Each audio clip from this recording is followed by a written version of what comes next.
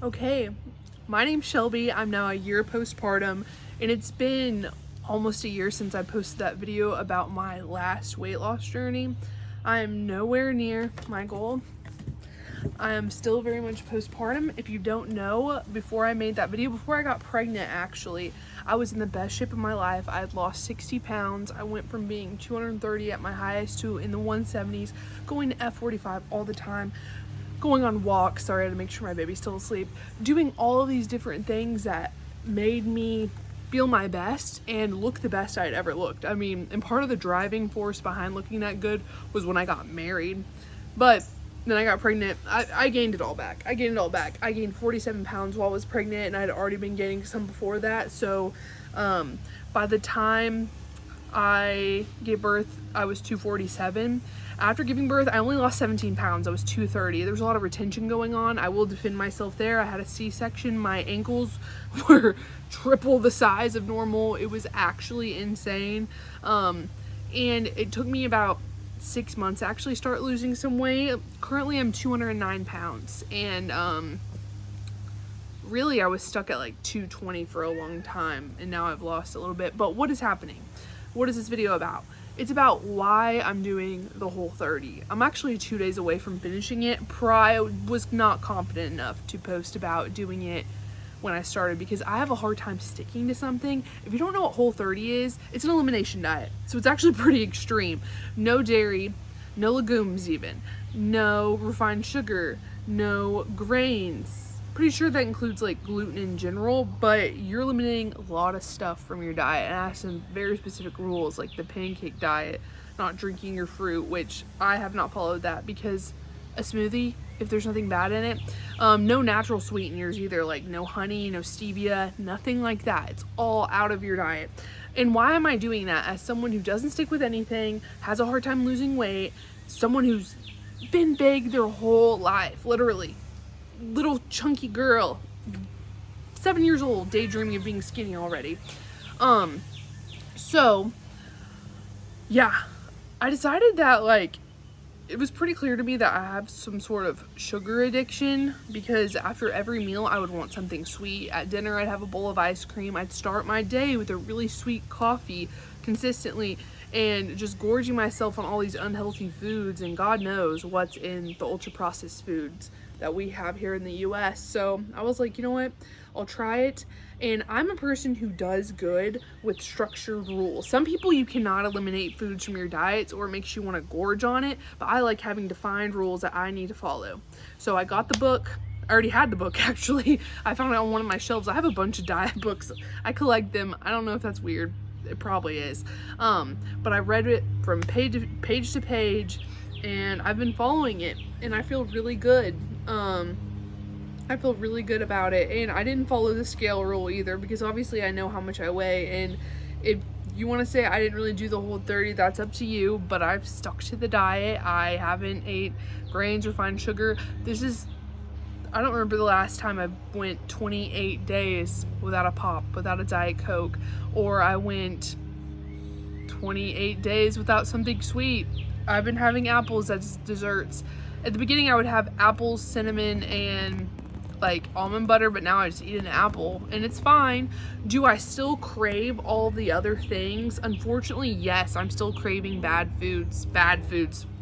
I guess you shouldn't label them, but I'm still craving the things that I don't want to eat day to day. So I'm trying to like figure out now. I feel like this is where the hard part comes in because in 2 days, I'm gonna have to figure out how to reintroduce these foods and figure out my new lifestyle. When I got like 5 days into it, I had a mourning period. Like mourning as in I was crying because I was like, there's no way I can get through all of this and suffer like I did. Suffer, you know, feels like I'm suffering. But just go back to my life before and to all of those things that made me feel bad, made me feel overweight, out of control. So that took a lot. Also, I had a sugar headache for 3 days straight. 3 days straight. So back to the reason I'm doing Whole30. Number one, because I want to get rid of my sugar addiction. Number two, as you know, I'm a new mother.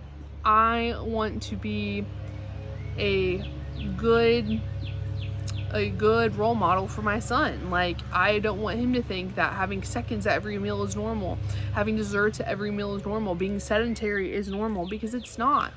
I'm sorry, I keep looking down. I gotta make sure he's still asleep during nap time. But I want him to know that those things aren't normal. Being healthy, caring about yourself, those are all normal things. So honestly, that was my biggest why. Number 3, I'm a person who feels like I did feel out of control, and I wanted a sense of control. I wanted to feel like I could believe in myself again, like I could actually stick to something. Although if I failed Whole30, I guess that would have been horrible too, but I didn't, right? So no even what ifs. Like, I needed to feel like I could trust myself. And I'm like, wow, it's 28 days in. I'm going to finish it. I did it for 30 days. So, I don't know. I guess it's only 3 reasons, but 4th reason too is I've been reading a lot about ultra processed foods, what's in our foods, how they make us feel, what it does to our bodies, what bad stuff it kind of fuels for us, and I want to quit doing that. Like, I want to eat healthier. And also, I guess reason number 5 that I started the Whole30 was the foods I eat, I would not give to my son before Whole30. Like, he would want something I got from a Chinese restaurant, I wouldn't give it to him. Too salty, too this, too that. And I'd make him have organic berries and chopped up chicken breasts. Like, I feel like that's not good for a kid to watch their parents eat all this junk, but they have to be in this regimen. And since then, like, during the Whole30, me and him have shared date bars. We've shared egg bakes. So, like, we've shared everything that I've ate if he wants it. And honestly, it makes me feel good that I can do that. Yeah. But as for non-scale victories and different things, like, I don't know if my sleep's gotten better because my son still wakes up throughout the night, so I can't say that for sure. But mentally, I get a really rewarding feeling by the fact that I've stuck to it again, and a feeling that, again, I can trust myself to do what I say I'm going to do. And working out actually has been way easier, because even while I was eating unhealthy, I was trying to work out, but I would eat and gorge myself and not be able to run very well, or get really, really tired running because, well, you're full. All these different things. So, yeah.